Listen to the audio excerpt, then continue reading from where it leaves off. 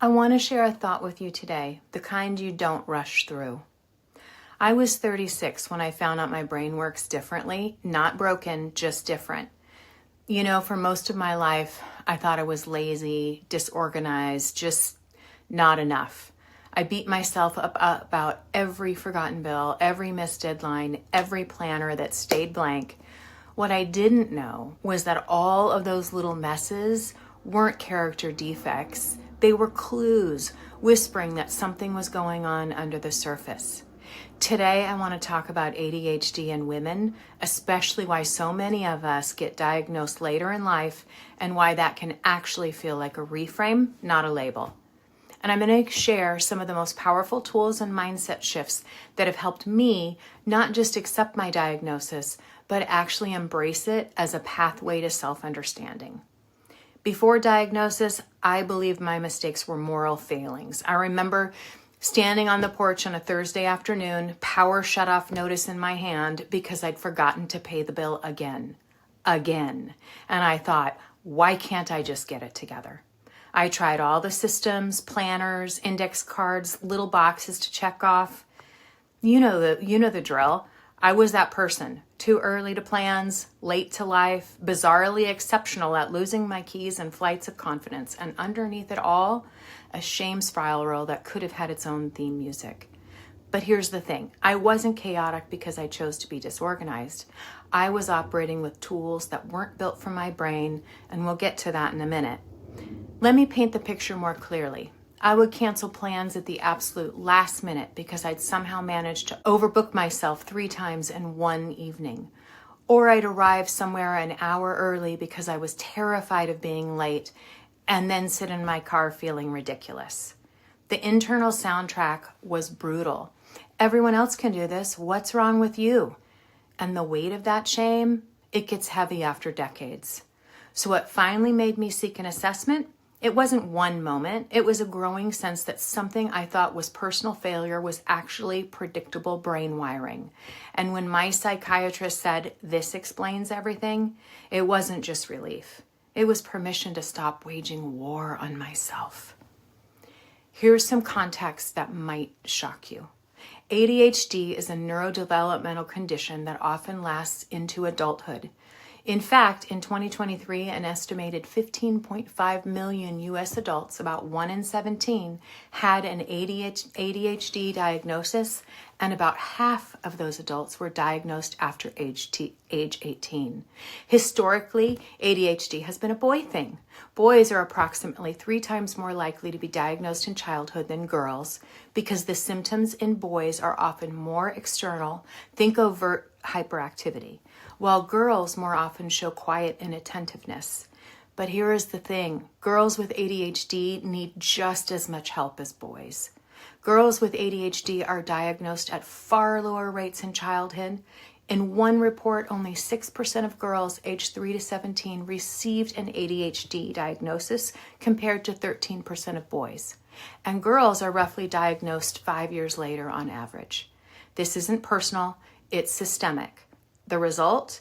Many women grow up compensating, masking, and internalizing until adulthood feels like the moment you finally get seen. And there is both relief and grief in that truth.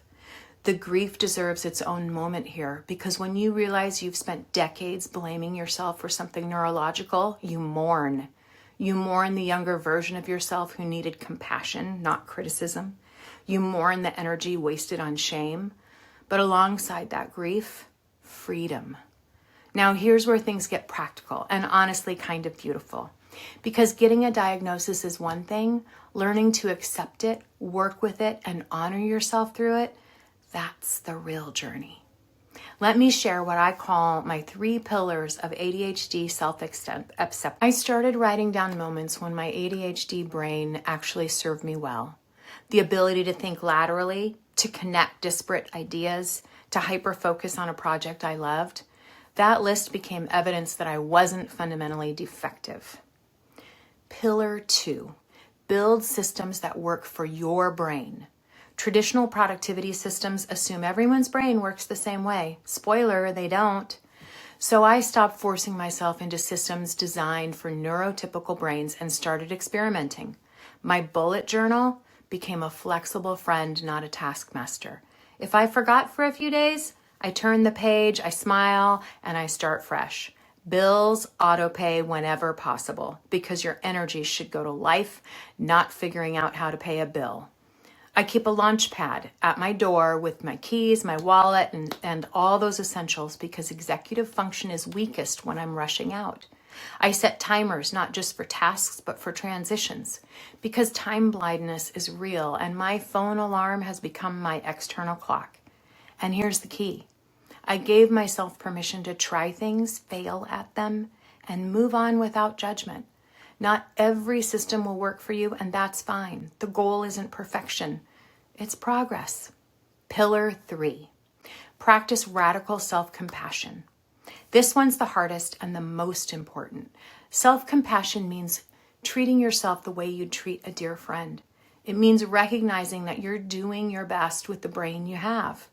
And when I mess up now, and I do all the time, I pause, I take a breath. And instead of spiraling into shame, I ask myself, what do I need right now? What would help? Sometimes it's just a break. Sometimes it's lowering my expectations for the day. Sometimes it's just saying out loud, my brain works a little differently, and that's okay.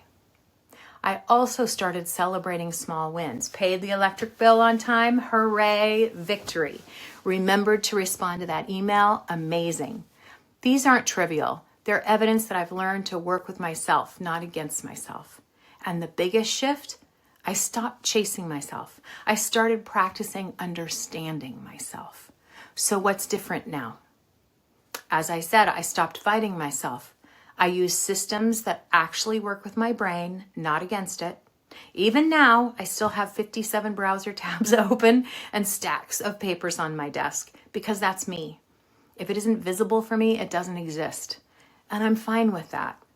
But beyond the practical tools, something deeper shifted. I started seeing my ADHD not as a limitation, but as part of my very unique wiring. The same brain that forgets appointments also makes unexpected creative connections. The same brain that struggles with boring tasks can hyper-focus for hours on something fascinating. I learned to honor my energy patterns instead of fighting them. If I'm more focused in the morning, I protect that time fiercely. If I need movement breaks, I take them without guilt. And I surround myself with people who get it.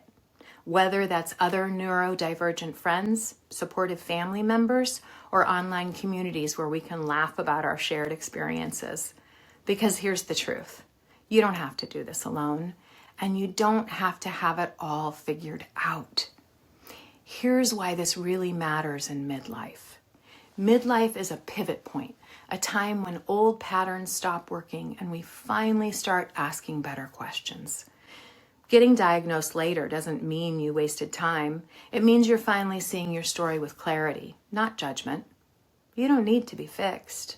You need to be understood. And most of all, you need to learn to understand yourself. If I could go back and tell my 25-year-old, my 35-year-old self anything, it would be this. Your brain isn't the problem. The systems you're using are. And one day, you'll learn to build a life that actually fits you. That day is today, and it can be yours too. So here's my invitation. Start small.